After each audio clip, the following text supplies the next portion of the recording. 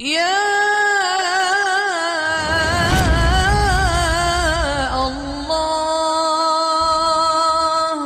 بات عقیدے کی اس کو یاد رکھنا، اللہ کو کوئی بندہ نا مجبور نہیں کر سکتا کہ ہم نے نبی پاک کو لا کے کھڑا کر دیا ہے تو اللہ مجبور نہیں ہو گیا. یہ سمجھ لیں، اللہ مجبور ہے. ایک مجبور ہوتا ہے، ایک پیار ہوتا ہے. ان دونوں چیزوں میں اللہ کو اپنے رسول سے پیار ہے. نبی پاک فرماتے ہیں میں دعا کرنے گیا، اے اللہ میری امت پہ قحط نہ آئے. اللہ نے فرمایا ابھی نہیں آئے گا. اے اللہ میری امت کے چہرے نہ بدلیں، گناہ کریں تو مسخ نہ ہو، ابھی نہیں بدلیں گے. حضور فرماتے ہیں میں نے ہاتھ اٹھایا کہ اللہ یہ آپس میں لڑے نہ. توجہ کرنا جملوں پہ، اے اللہ یہ آپس میں لڑے نہ. اللہ یہ بھی کہہ سکتا تھا ابھی یہ نہیں قبول کرنی دعا. اللہ بے نیاز ہے نا، چاہے قبول کرے اور چاہے، توجہ کرو غور کرو بات پہ، اللہ چاہے تو قبول کرے چاہے تو. اے اللہ میری امت لڑے نہ، تو یہ نہیں فرمایا ابھی قبول نہیں کرتا. کہ محبوب یہ دعا مجھ سے مانگ ہی نہ. اے ابھیب تو دعا مانگ، تو مانگے میں قبول نہ کروں، یہ ہو نہیں سکتا. اس طرح کر یہ دعا مجھ سے. نبی پاک نے منافقین کے لیے دعا کرنی چاہیے کہ اے اللہ، اے مولا تو مہربانی فرما، اے اللہ کرم فرما، منافقین کو بھی بخش دے. تو میرے رسول پاک علیہ السلام فرماتے ہیں رب کریم نے مجھے منع کیا، اے محبوب یہ والی دعا، یہ دعا ہی نہ مانگ. یہ دعا اللہ کو کوئی مجبور کر سکتا، لیکن اگر اللہ پیار کرے تو. بھائی دنیا داری کا چودھری صاحب کا، مولوی صاحب کا، پیر صاحب کا ایک عام مشہور مقولہ ہے، فلاں بندہ آ گیا تھا اس کو میں انکار نہیں کر سکتا تھا. کیوں جی؟ وہ بندوق لے کے آیا تھا، کر دینا تھا انکار. فلاں آدمی آ گیا تھا پھر میں اس کو انکار، اور فلاں بندے کو ساتھ لے آیا تھا اس کو انکار ہو سکتا؟ کیوں جی؟ دو باتیں ہوتی ہیں، یا پیار بڑا ہے یا عزت بڑی ہے. دو ہی باتیں ہیں، یا میں اس سے پیار بڑا کرتا ہوں یا میں اس کی. اللہ اپنے نبی سے پیار بھی بڑا کرتا ہے اور اپنے نبی کی عزت بھی بڑی فرماتا ہے. بس یہ سمجھ لے بات. وسیلے کا معنی یہ ہے کہ اللہ اپنے نبی سے پیار کرتا ہے، اپنے محبوب کو اللہ بڑی عزت عطا فرماتا ہے. نبی پاک سید عالم صلی اللہ علیہ وسلم کے وسیلے کا یہ حال تھا کہ صحابہ ہر کام کے لیے دروازہ رسول پہ پہنچ جاتے. پیاس لگی تو حضور کے پاس، بھوک لگی تو نبی پاک کے پاس. حضرت ابو ہریرہ کو حافظہ چاہیے تو نبی پاک کے پاس. کسی کو اولاد کی ضرورت ہے تو وہ رسول پاک کے پاس. کسی کو طاقت کی ضرورت ہے تو وہ بھی نبی پاک کے پاس. ہر آدمی جاتا تھا، انہیں پتا تھا دیتا خدا ہی ہے پر وسیلہ مصطفیٰ دیتا ہے صلی اللہ علیہ. اور حضور نے فرمایا انما انا قاسم، بخاری مسلم ہے، فرمایا میں تو بانٹنے والا ہوں، میں قاسم ہوں، میں قاسم ہوں. واللہ یؤتی، ہاں عطا کرنے والا اللہ ہے. میں قاسم ہوں اور دینے والا اللہ ہے. صحابہ ہمیشہ نبی پاک کے واسطے سے دعا مانگتے. انہیں پتا تھا اگر تیرے واسطے سے مانگوں تو کوئی دعا بے اثر نہ ٹھہرے. ترمذی شریف، ابن ماجہ، دیگر تمام کتب میں امام احمد نے اپنی مسند میں نقل کیا. حضرت عثمان ابن حنیف کہتے ہیں میں نبی پاک کے پاس بیٹھا تھا تو ایک نابینا صحابی آئے، عرض کرنے لگے یا رسول اللہ صلی اللہ علیہ وسلم میں نابینا ہوں، میرے لیے دعا کریں اللہ مجھے آنکھیں عطا فرمائے، دعا کریں. اب حضور نے پتہ کیا کہا؟ نبی پاک نے فرمایا دو باتیں ہیں، یا تو صبر کر لے یا میں دعا کر دیتا ہوں. صبر کرے گا تو اللہ جنت دے گا، یا تو صبر کر لے یا میں. صحابی بڑے پیارے تھے، کہنے لگے یا رسول اللہ جنت تو اللہ اپنے فضل سے دے گا ہی، میں نے نہیں صبر کرنا، مجھے آنکھیں چاہیے. اور پھر یہاں آ کے صبر کروں، این خزانے کے پاس جا کے صبر کروں؟ حضور میں نہیں صبر کرتا، اب دعا کریں. نبی پاک نے دعا سکھائی، فرمایا 2 نفل پڑھ جا کے اور 2 نفل پڑھ کے میرے وسیلے سے دعا کر. کیا کر؟ اللہ سے کہہ کہ اللہ میں تیرے پاس تیرے رسول کا وسیلہ لے کے آیا ہوں. اور پھر کہنا یا محمد انی توجہت علیک، کہنا ہے محمد صلی اللہ علیہ وسلم میں آپ کے وسیلے سے اللہ کی بارگاہ میں حاضر ہوں. اور پھر اللہ سے کہنا کہ اے اللہ تو اپنے نبی کی سفارش میرے حق میں قبول فرما. کون سکھا رہا ہے؟ بولیے کس کو؟ بولیے. کہا جا میرے وسیلے سے جا کے دعا کر. حضرت عثمان کہتے ہیں وہ چلے گئے، 2 نفل پڑھے، حضور کے وسیلے سے دعا مانگی. فرماتے ہیں وہ چلے گئے پر ہم کوئی نہیں گئے. آپ کیوں نہیں گئے؟ تو صحابہ کا نظریہ بتاتا ہے کہ وہ گئے اس لیے نہیں کہ ہم حضور کا معجزہ دیکھ کے ہی جائیں گے. کہتے ہم گئے نہیں. تھوڑی دیر گزری تو وہ صحابی جو اندھے گئے تھے جب واپس آئے ہیں تو اللہ نے انہیں آنکھیں عطا فرما دی. گئے تھے تو نابینا تھے, آئے تو بینا ہے. میرے نبی پاک صلی اللہ علیہ وسلم کا توسل حضور کا وسیلہ خود حضور نے سکھایا ہے, خود نبی پاک نے. اور صحابہ کرام علیہم رضوان اس مزاج پر پورے عامل تھے. حضرت عمر فاروق صحابہ میں ایک دانشور شخصیت کا نام ہے.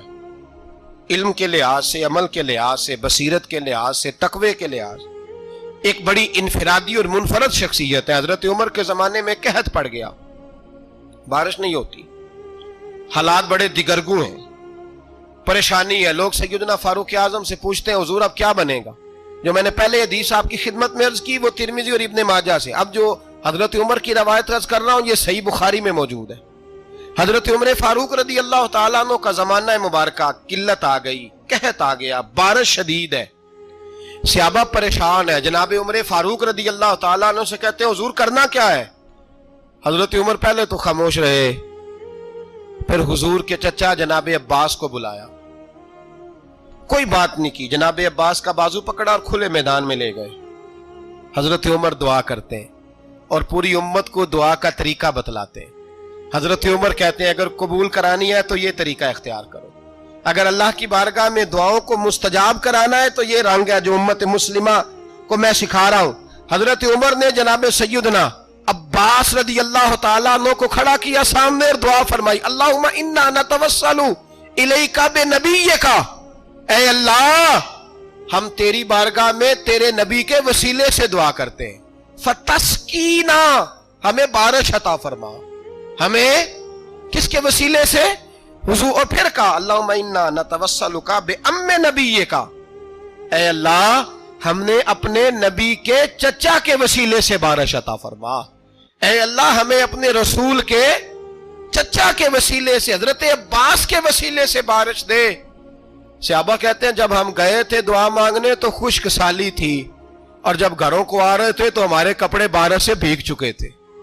اللہ نے بارش عطا کس کے وسیلے سے؟ حضرت عباس. اچھا یہ بات یہاں قابل غور ہے, حضرت عمر کے وسیلے سے بھی دعا ہو سکتی ہے, دعا سیدنا عمر فاروق کے وسیلے سے بھی, لیکن حضرت عمر رضی اللہ تعالیٰ عنہ نے نبی پاک کے چچا, چونکہ حضرت عباس جب آیا کرتے تھے تو حضور کھڑے ہو کے استقبال فرماتے تھے آپ کو دیکھتا ہوں تو مجھے اپنے والد کی یاد آتی. حضرت سیدنا عمر نے بتلایا کہ میں اس کو لے کے جا رہا ہوں جو نبی پاک کے زیادہ قریب ہے, جو حضور کے زیادہ قریب ہے, ان کے وسیلے سے دعا فرمائی. امت کو کیا درس دیا؟ فرمایا جو بھی حضور کے قریب ہو اس کے وسیلے سے دعا کرو, اللہ تمہیں آسانیاں نصیب فرمائے گا. اب ہمارا حال یہ ہے, انتشار ہی انتشار ہے, اختلاف شک کی شک ہے, پریشانی. واضح حدیثیں موجود ہیں.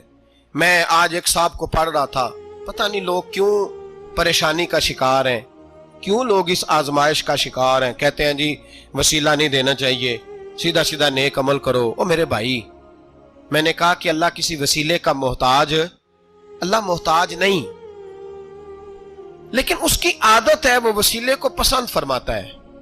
باریک بات مشکل ہوتی ہے لیکن موٹی بات تو سمجھ میں آنی چاہیے نا. کوئی شخص ایسا ہے جسے اللہ نے بغیر ماں باپ کے وسیلے کے پیدا کر دیا ہو, حالانکہ اللہ پیدا کرنے پہ قادر.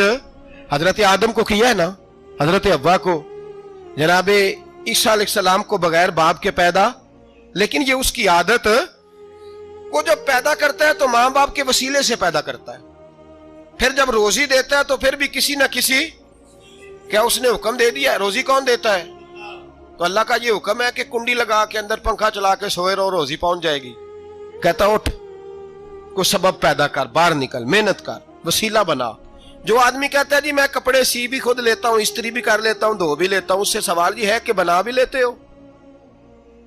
اس کا مطلب ہے اللہ نے بندوں کو بندوں کا محتاج, بندوں کے لیے بندوں کا وسیلہ اللہ نے رکھا ہے. ہماری یہ موٹی سی بات بھی عقل میں نہیں آتی, موٹی سی بات بھی. کہتا ہے جی نہیں ڈائریکٹ, او خدا کے بندے تھوڑا غور کر, دیتا اللہ ہی ہے اور دے گا بھی اللہ ہی, لیکن جو ذرائع، جو وسیلے، جو سبب اللہ نے ہمارے لیے مقرر کیے ہیں، ہم اس سبب کا انکار کر سکتے؟ شفا کون دیتا ہے؟ دوائی لینے کس کے پاس جاتے ہو؟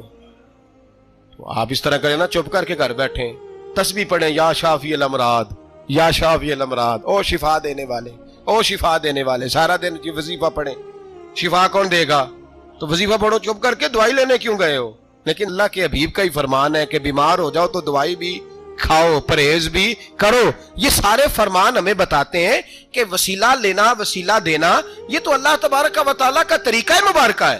لوگ اتنی سی بات کو نہیں سمجھتے، اور قرآن نے واضح طور پہ کہہ دیا وَابْتَغُوا إِلَيْهِ الْوَسِيلَةَ، اور سورہ بقرہ گھر جا کے کھولنا، آیت نمبر 99، 80 اور 9، 99 آیت پڑھنا۔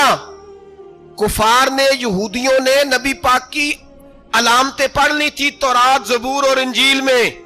اللہ کا قرآن کہتا ہے وَكَانُوا مِن قَبْلُ يَسْتَفْتِحُونَ عَلَى الَّذِينَ كَفَرُوا، فرمایا جب میرے نبی نہیں آئے تھے تو یہ یہودی میرے رسول کے وسیلے سے اللہ سے فتح مانگا کرتے تھے، اور جب یہ رسول کا وسیلہ دیتے تھے تو اللہ انہیں فتح عطا فرماتا تھا۔ امام حاکم نے مستدرک میں لکھا ہے، اور امام حاکم انہی شرطوں پر حدیثیں بیان کرتے ہیں جن شرطوں پر امام بخاری اور مسلم بیان کرتے ہیں۔ امام حاکم کہتے ہیں کہ نبی پاک صلی اللہ تعالی علیہ وآلہ وسلم کے وسیلے سے ہر چیز اللہ عطا کرتا ہے۔ جناب آدم علیہ السلام زمین پہ تشریف لائے تو 300 سال نگاہ اٹھا کے آسمان کی طرف نہیں دیکھا، شرم آتی ہے مجھ سے غلطی ہو گئی، اور پھر روتے رہے 300 سال۔ پھر اللہ فرماتے فَتَلَقَّى آدَمُ مِن رَبِّهِ کلمات، پھر اللہ نے جناب آدم کو کچھ کلمے سکھائے جس کی برکت سے توبہ قبول کی۔ وہ کلمے کیا تھے؟ امام حاکم فرماتے ہیں وہ کلمے یہ تھے کہ جناب آدم کے دل میں اللہ نے ایک دن بات ڈالی، خود بات ڈالی اللہ نے دل میں۔ حضرت آدم کہنے لگے اے اللہ، جب میں نے آنکھ کھول لی تھی تو جنت کے دروازے پہ میں نے لکھا ہوا دیکھا تھا لا الہ الا اللہ محمد الرسول اللہ صلی اللہ علیہ، جنت کے ہر پتے پر، درخت پر میں نے لکھا دیکھا تھا لا الہ الا اللہ محمد الرسول اللہ۔ تو جناب آدم کہنے لگے اے اللہ، وہ جو رسول جن کا نام تو نے جگہ جگہ لکھا ہے ان کے وسیلے سے ہی میری توبہ قبول فرما۔ تو رب کریم نے فرمایا اچھا حبیب کی بات کرتے ہو، چلو آدم فتاب علیہ انہ هو التواب الرحیم، جا میں نے تیری توبہ قبول کی، میں ہوئی بڑا مہربان، میں ہوئی بڑی توبہ قبول کرنے والا۔ شیخ سعدی فرمایا کرتے تھے اگر تیرے باپ کی توبہ، جناب آدم کی توبہ مصطفیٰ کے وسیلے سے قبول ہوتی ہے، تو کیوں انکاری ہو گیا ہے؟ تو کیوں انکاری ہو گیا؟ کیوں نہیں حضور کا وسیلہ مانگتا؟ میرے نبی پاک سید عالم صلی اللہ تعالی علیہ، لوگ بڑی ڈھٹائی سے انکار کرتے ہیں، بڑی دلیری سے انکار کرتے ہیں۔ او خدا کے بندو، یہ وسیلہ تو بڑا ضروری ہے، یہ وسیلہ تو بڑا قیمتی ہے۔ میرے نبی پاک صلی اللہ تعالی علیہ وآلہ وسلم نے خود یہ وسیلہ سکھایا۔ صحابہ اس کے قائل تھے۔ حضرت عائشہ صدیقہ کے پاس لوگ آئے، آ کے عرض کیا اے اماں جی بارش نہیں ہوتی، قحط پڑ گیا ہے۔ اس بات کو نا ذرا دل کی گہرائیوں سے سننا۔ مسجد نبوی ہے، مسجد نبی کے ساتھ ادھر دیکھیے گا ذرا، یہ مسجد ہے، مسجد کے ساتھ حضور کی قبر ہے، ساتھ حضرت عائشہ کا حجرہ ہے، پہلے حضرت عائشہ پھر حضور کا روزہ، پھر آگے بولتے جائیے آگے کیا ہے؟ چاہیے تھا نا سیدھے مسجد جاتے، حضرت عائشہ کے پاس آئے۔ توجہ کرنا میری بات، کہ اماں جی بارش نہیں ہوتی کیا کریں؟ اماں جی نے مسجد نہیں بھیجا، کہنے لگی اس طرح کرو حضور کے دروازے پہ جاؤ، اور جا کے نا نبی پاک جہاں دفن ہے وہاں تھوڑی سی نا جو حضور کے سر والی جگہ ہے نا قبر پہ، وہ چھت تھوڑی سی کھول دو، چھت کھول دو۔ صحابہ کہتے ہم گئے جہاں حضور کی قبر انور تھی، حضور آرام فرماتے، سرانے والی سائڈ سے تھوڑی سی چھت کھولی، ابھی کھولی تھی اللہ نے فوراً بارش عطا فرما دی، فوراً۔ کہتے ہیں جب بارش ہوئی تو ہم مسجد میں شکرانے کے نفل پڑھنے چلے گئے، حضرت عائشہ کے وسیلے پہ، روضہ رسول پہ، اور روضہ رسول کے وسیلے سے اللہ کی یہ طریقہ تو ہمیں صحابہ سکھا رہے ہیں۔ باخدا خدا کا یہی ہے در، نہیں اور کوئی مفر مکر، جو وہاں سے ہو یہیں آ کے ہو، جو یہاں نہیں تو وہاں نہیں۔ صحابہ تو دروازے رسول پہ جا رہے ہیں، ایک بار نہیں بار بار جا رہے ہیں، تو اکڑ کے پھر رہا ہے، اکڑ کے پھر رہا ہے۔